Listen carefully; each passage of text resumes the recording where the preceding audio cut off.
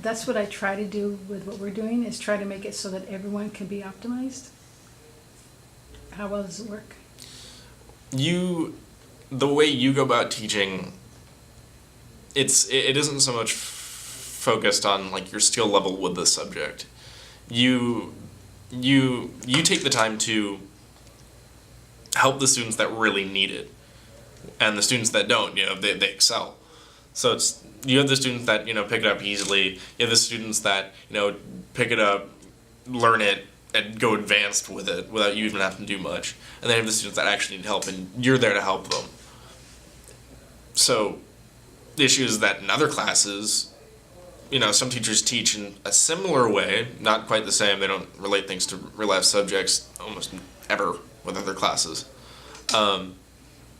Typically teachers like, here's what I'm going to teach you. If you don't get it, that's a shame. If you do, awesome.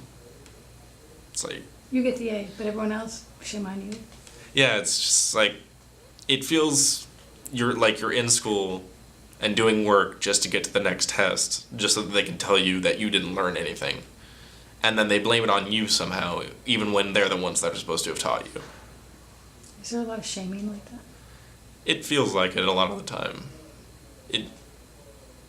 And it really shouldn't, if you think about it. Teachers are there to teach, not to sit there and blame you for not learning. Mm-hmm.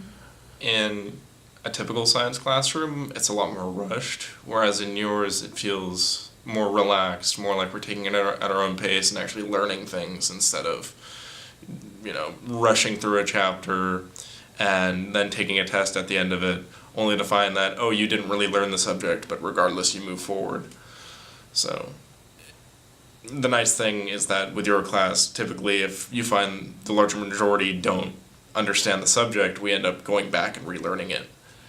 That's one thing I always liked, is that you manage to interconnect almost everything you teach, which is really interesting, because then come the final for the class, it's like you realize everything connected to each other in some sort of way, and you can always connect it in the perfect way. I mean, by doing it this way, the whole purpose is to try to find ways to help students remember it long term, as opposed to just memorizing, right? Yeah. I find that with myself, when it comes down to learning and actually remembering things, I typically remember them if I have fun with the subject, or I feel like it will apply to something that I'll need later on. And with how you connect everything to real life problems, it helps me to actually connect it to those situations and actually make me feel like it is needed and then it is actually an important thing to know. So my brain holds on to it easier.